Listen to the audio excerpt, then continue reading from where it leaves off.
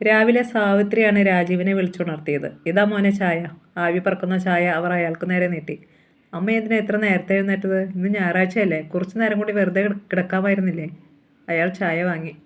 ഹോളിഡാണെങ്കിലും അല്ലെങ്കിലും എന്നും 5:30 ഉണരും. അതൊരു ശീലമായി പോയി മോനെ, പിന്നെ കിടക്കാൻ പറ്റില്ല. സാവിത്രി ചിരിച്ചു. ഒറ്റയ്ക്ക് താമസമായതുകൊണ്ട് എനിക്കിപ്പോൾ രാവിലെ ചായയോ കാപ്പിയോ ഒന്നും പതിവില്ല. പോകുന്ന വഴി ഏതെങ്കിലും ഹോട്ടലിൽ നിന്ന് കഴിക്കും, അല്ലെങ്കിൽ ഓഫീസിൽ ചെന്നിട്ട് കാൻറ്റീനിൽ നിന്ന് വരുത്തും. കല്യാണം കഴിക്കാൻ ഇനി വൈകിക്കണ്ട എന്നർത്ഥം, അവർ പറഞ്ഞു. രാജീവ് ചിരിച്ചു. സമയമായില്ല അമ്മേ. ഒരു നെടുവീർപ്പോടെ സാവിത്രി മുറിയിൽ നിന്നിറങ്ങിപ്പോയി. അയാൾ വാച്ചെടുത്ത് നോക്കി. മണി 7:10. ദീപ്തി ഉണർന്നു കാണും. തിരിച്ചു പോകുമ്പോൾ അവളെയും കൂട്ടണം. അവൾക്കിഷ്ടമായിരിക്കും തിരുവനന്തപുരത്തേക്ക് ഒന്നിച്ച് കാർ യാത്ര.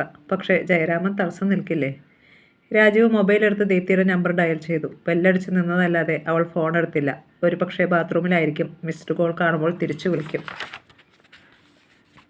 അയാൾ കിച്ചണിലേക്ക് ചെന്നു. സാവിത്രി അപ്പച്ചട്ടിലേക്ക് മാവ് കോരി ഒഴിക്കുകയായിരുന്നു. പാലപ്പവും മുട്ട റോസ്റ്റുമാണ് മോന് ഇഷ്ടമല്ലേ? അവർ ചോദിച്ചു.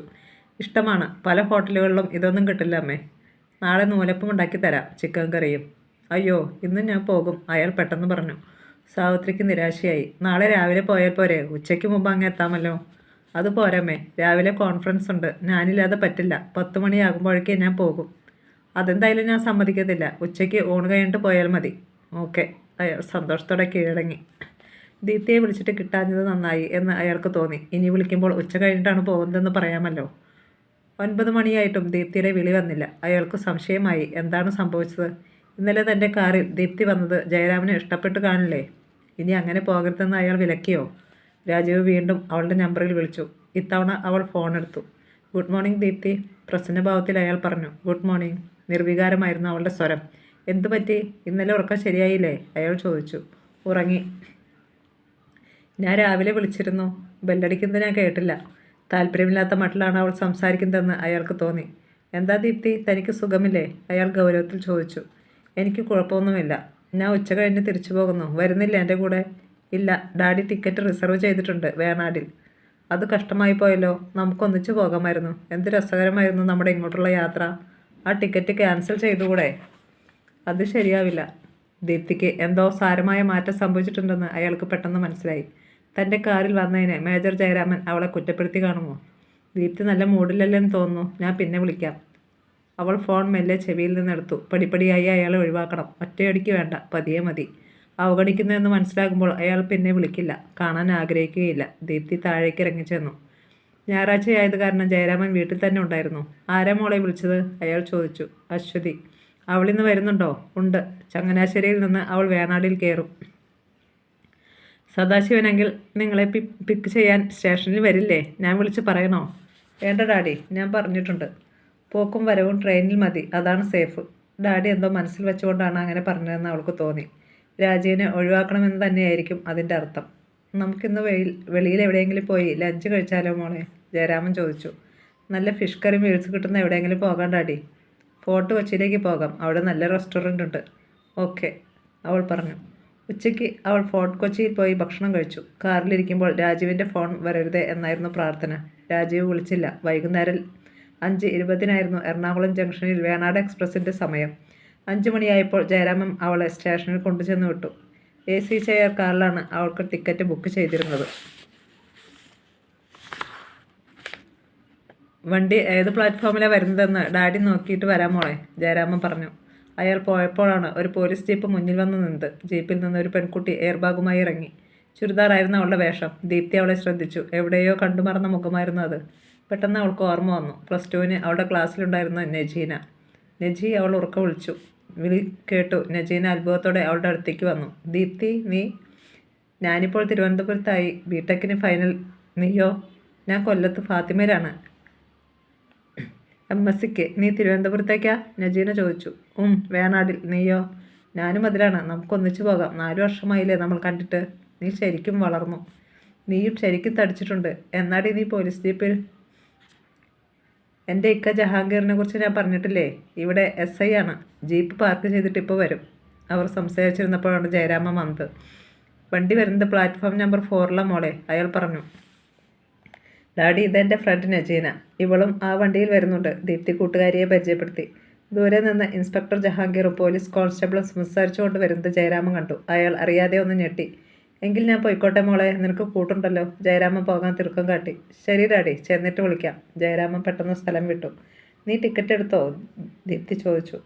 ഇക്ക റിസർവ് ചെയ്തിട്ടുണ്ട്.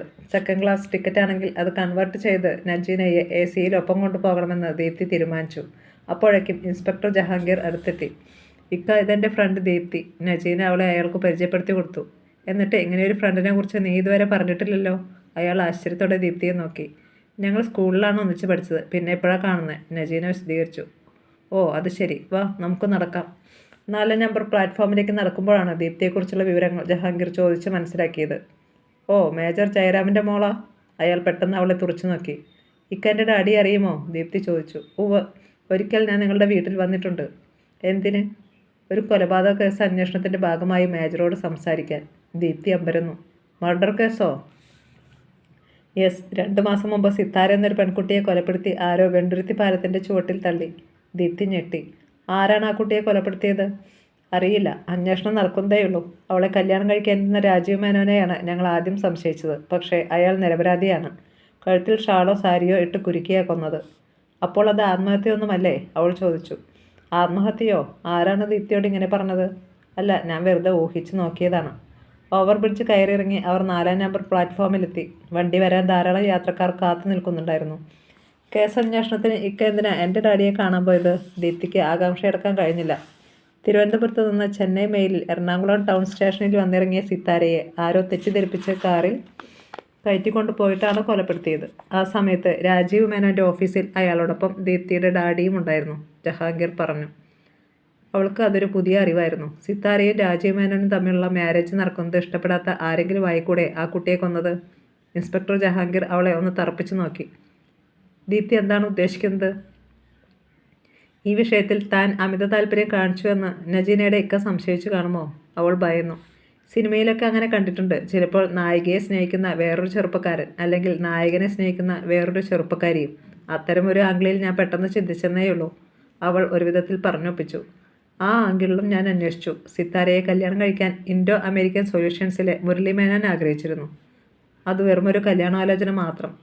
രാജീവ് മേനോന് വേറെ കാമുകിമാരില്ലായിരുന്നു. തന്നെയുമല്ല, അയാൾക്ക് വേറൊരു സ്ത്രീയുമായും അടുപ്പവുമില്ലായിരുന്നു. ദീപ്തി ആശയക്കുഴപ്പത്തിലായി. അപ്പോൾ കസ്തൂരി ആൻറ്റി പറഞ്ഞതെല്ലാം? പെട്ടെന്ന് വേണാട് എക്സ്പ്രസിൻ്റെ അനൗൺസ്മെൻറ്റ് ലൗഡ് സ്പീക്കറിൽ മുഴങ്ങി. വണ്ടി വരാറായല്ലോ, ഞാൻ പോട്ടടി? ജഹാംഗീർ നജീനയോട് ചോദിച്ചു. ഇക്ക പോയിക്കോ, ദീപ്തി ഉണ്ടല്ലോ എനിക്ക് കൂട്ട്, നജീന പറഞ്ഞു. അയാൾ 2 പേരോട് യാത്ര പറഞ്ഞു പോയി. നീ എന്താ ആലോചിക്കുന്നത്? ദീപ്തിയുടെ ചിന്താമഗ്നമായ മുഖം കണ്ട് നജീന ചോദിച്ചു. ഏയ് ഒന്നുമില്ല, അവൾ ചിരിക്കാൻ ശ്രമിച്ചു.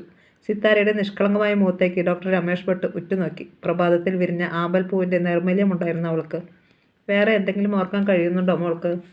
ഡോക്ടർ ഭട്ട് ചോദിച്ചു. ഒരു നിമിഷം അവൾ കണ്ണുകളടച്ചിരുന്നു. ഹോസ്പിറ്റലിൽ സിത്താരയുടെ മുറിയിലായിരുന്നു അവർ. ഇല്ല ഡോക്ടർ, കണ്ണു തുറക്കാതെ അവൾ പറഞ്ഞു. പഠിച്ച കോളേജിൻ്റെ പേര്? ഇല്ല. ജോലി ചെയ്ത ഓഫീസ്? നിഷേധാർത്ഥത്തിൽ സിത്താര തലയാട്ടി. കൂട്ടുകാരികൾ? എനിക്കൊന്നും ഓർക്കാൻ കഴിയുന്നില്ല ഡോക്ടർ, കണ്ണു തുറന്ന സങ്കടത്തോടെ അവൾ പറഞ്ഞു.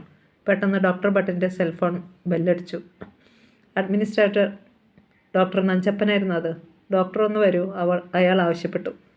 ഒരു നെടുവീർപ്പോടെ ഡോക്ടർ ഭട്ട് എഴുന്നേറ്റ് നഞ്ചപ്പയുടെ മുറിയിലേക്ക് ചെന്നു. ക്രീം സൂട്ടും ചുവന്ന ടൈയുമായിരുന്നു വേഷം. തിളങ്ങുന്ന വലിയ മേശയുടെ എതിർവശത്ത് ഡോക്ടർ രമേഷ് ഭട്ട് ഇരുന്നു.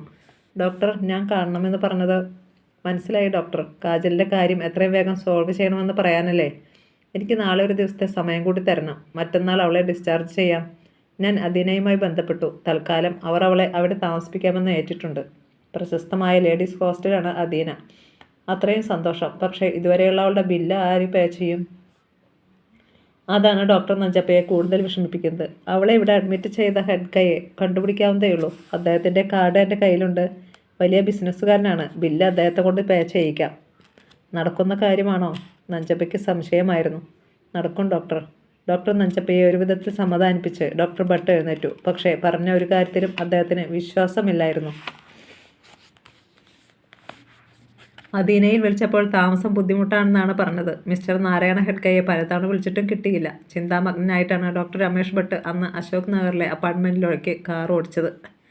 ഒരൊറ്റ ദിവസം കൂടി അവശേഷിക്കുന്നു. അതിനുള്ളിൽ കാജലിനെ സുരക്ഷിതമായൊരു സ്ഥലത്തേക്ക് മാറ്റണം.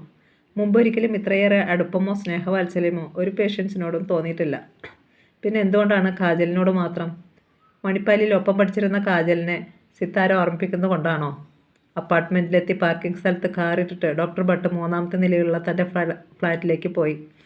കാദംബരിയാണ് വാതിൽ തുറന്നത്. സുന്ദരിയായ 40-കാരിയായിരുന്നു കാദംബരി. വീട്ടിലും സാരിയാണ് അവളുടെ വേഷം. You look so tired. ഇന്ന് സർജറി ഇല്ലായിരുന്നോ? പിന്നെ എന്ത് പറ്റി? അദ്ദേഹത്തിൻ്റെ മുഖം കണ്ട് അവൾ ചോദിച്ചു. ഏയ്, ഐ ആം ഫൈൻ. കടുപ്പത്തിലൊരു ചായ തരൂ, അദ്ദേഹം പറഞ്ഞു. ഡോക്ടർ ഭട്ട് വേഷം മാറി വന്നപ്പോഴേക്കും കാദംബരി ആവി പറക്കുന്ന ഒരു കപ്പ് ചായയുമായി വന്നു. ഡ്രോയിങ് റൂമിലെ സെറ്റിയിൽ അവർ അടുത്തെത്തിയിരുന്നു. കാജലിനെ ഉടൻ ഡിസ്ചാർജ് ചെയ്യണമെന്ന് ഡോക്ടർ നഞ്ചപ്പയുടെ കൽപ്പന. ചായ കുടിച്ചുകൊണ്ട് അദ്ദേഹം പറഞ്ഞു. അവൾ പുഞ്ചിരിച്ചു. അപ്പോൾ അതാണ് ഈ ഉത്സാഹമില്ലായ്മയുടെ കാരണം. Why don't you bring hair here? കുറച്ച് ദിവസം അവൾ ഇവിടെ താമസിക്കട്ടെ. കാദംബരി പെട്ടെന്ന് പരിഹാരം കണ്ടെത്തി. അവൾക്ക് കാജലിനെ കുറിച്ച് എല്ലാം അറിയാമായിരുന്നു. 2 തവണ ഹോസ്പിറ്റലിൽ ചെന്ന് കണ്ടിട്ടുമുണ്ട്. ഡോക്ടർ ഭട്ടിൻ്റെ ഏക മകൻ ഹരീഷ് മുംബൈ യൂണിവേഴ്സിറ്റിയിൽ ഡിഗ്രിക്ക് പഠിക്കുകയാണ്. അവൻ്റെ മുറി ഒഴിഞ്ഞു കിടക്കുകയാണ്. അത് വേണ്ട, അത് ശരിയാവത്തില്ല, ഡോക്ടർ ഭട്ട് ഉറപ്പിച്ചു പറഞ്ഞു. വൈ? അവൾ ചോദിച്ചു. നമ്മൾ രാവിലെ പോയി കഴിയുമ്പോൾ കാജൽ തനിച്ചാകും ഇവിടെ. അതൊട്ടും സേഫല്ല. അവൾ മലയാളമാണ് സംസാരിക്കുന്നത്. കേരളത്തിലായിരിക്കും വീട്. സിത്താരയെന്ന് പേര്. അമ്മ സാവിത്രിയാണ്. നമുക്ക് പത്രത്തിലൊരു പരസ്യം കൊടുത്താലോ? കാദംബരി ചോദിച്ചു. ഞാനത് ആലോചിച്ചതാണ്. പക്ഷേ അതിൽ ഒരപകടമുണ്ട്.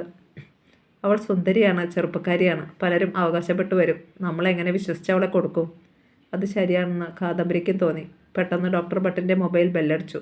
എടുത്തു നോക്കിയപ്പോൾ ന്യൂറോ സർജറി വിഭാഗത്തിലെ നിർമ്മല തോമസാണ് വിളിക്കുന്നത്. കാജലിനെ കൊണ്ടുപോകാൻ ആൾ വന്നിട്ടുണ്ട് ഡോക്ടർ, അവൾ പറഞ്ഞു. ആരാണ്? മിസ്റ്റർ നാരായണ ഹെഡ്കെ എന്നാണ് പറഞ്ഞത്. പക്ഷേ അയാളെ കണ്ടിട്ട് എനിക്കെന്തോ സംശയം തോന്നുന്നു. ഡോക്ടർ നഞ്ചപ്പയുടെ റൂമിലാണ് അയാൾ. പ്രായമുള്ള ഒരാളാണോ ഹെഡ്കെ? ഡോക്ടർ ഭട്ട് ചോദിച്ചു. അല്ല, ചെറുപ്പക്കാരനാണ്. അത് ഹെഡ്കെ അല്ല. പെട്ടെന്ന് ഫോൺ കട്ടായി. ഡോക്ടർ ഭട്ട് പരിഭ്രമത്തോടെ കാദംബരിയെ നോക്കി.